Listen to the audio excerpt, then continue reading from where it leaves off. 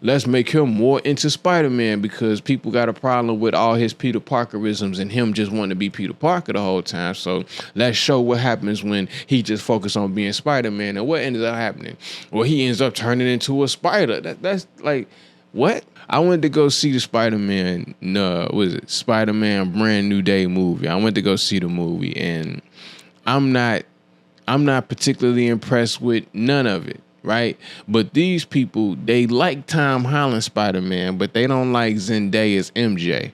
And I don't like her character either. I don't like her being MJ, Michelle Jones Watson, some variation of Mary Jane Watson. But I also don't like Tom Holland Spider-Man, some little punk kitty land type Peter Parker dude. You know what I'm saying? Like, I don't like that kitty land element that he brings to Spider-Man. I get Spider-Man is supposed to be a cartoon, it's a superhero, it's supposed to be for kids, what the bam. But let's just be real.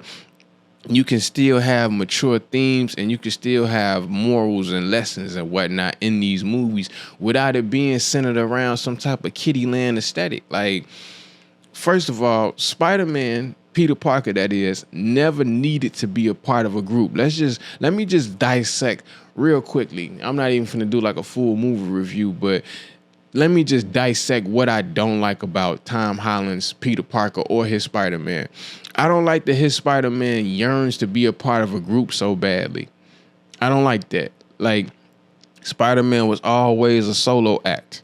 He didn't have a sidekick and he wasn't nobody else's sidekick. I don't understand this whole, I get to have a secret identity, but only my friends know it. And if anybody else know it, it's a problem. It's like, bro, like, why you need to be a part of the group to begin with? I don't get that. Spider-Man was always a solo act, always somebody who did stuff on his own.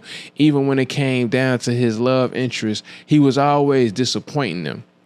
He would disappoint his female love interest, whether it was Mary Jane, Gwen Stacy, Felicia Hardy. Like, he would always disappoint them in one way or another because he's busy off being Spider-Man. When did all of a sudden his Peter Parkerism become more important than the Spider-Manism? Because that's what this movie tried to do. This movie tried to fix a mistake that they made with the previous 3 movies by trying to make it seem like it was stupid for people to have an issue with it to begin with. They tried to make him, well, let's make him more into Spider-Man because people got a problem with all his Peter Parkerisms and him just wanting to be Peter Parker the whole time. So let's show what happens when he just focused on being Spider-Man. And what ended up happening? Well, he ends up turning into a spider. That's like, what? That's stupid. That's stupid. Him turning into a spider had nothing to do with him being Spider-Man all day and not being Peter Parker. And why not let him be Peter Parker a little bit? Why it gotta be this extreme, right? Why does he either have to be a nerdy little kid with his nerdy friends as Peter Parker / Spider-Man and everybody know it, or he got to be some reclusive Spider-Man who only talks to a detective the whole time and we don't know what kind of job he got, we don't know what he do for a living, his auntie died, never had an Uncle Ben. That whole fact that you did that to begin with is where y'all messed up. Y'all should have gave him Uncle Ben. You should have gave him Uncle Ben so that way when he's reclusive away from friends or disappointing friends, he still got his auntie. That was the whole point of it. He still got Aunt May. He taking care of Aunt May. That's his whole Peter Parker identity. It's not his friends. You know what I'm saying? It wasn't Harry Osborn. It wasn't Mary Jane Watson. It wasn't his friends. It was his Aunt May. That's what kept him as Peter. That's what kept him grounded. You killed his Aunt May, never gave him an uncle, so now he don't know who to be.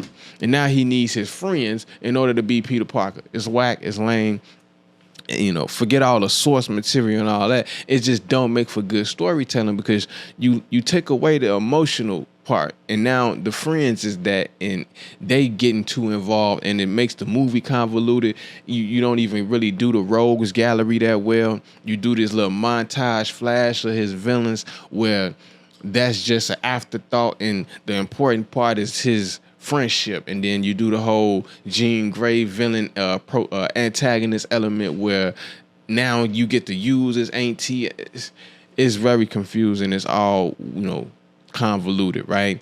And the fact that he got to refer to everybody else instead of relying on his own intelligence is another thing about this Spider-Man that I don't like. Y'all can like him all y'all want to and hate Zendaya. I think that he's the problem, and Zendaya is a ripple effect. Just like his Aunt May is a ripple effect, because that's all the problem. Ned being this, like, the Flash Thompson that y'all chose for this universe, all of that is a ripple effect of who you chose to be Spider-Man to begin with.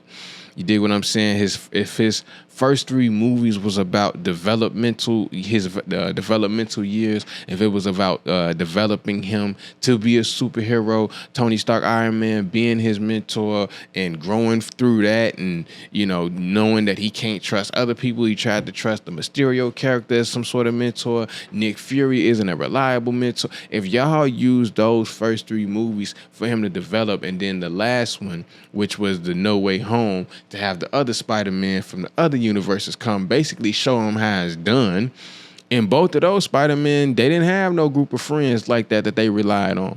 They didn't have connections with the police department that they could use. Y'all won't let this dude be a grown man for some reason.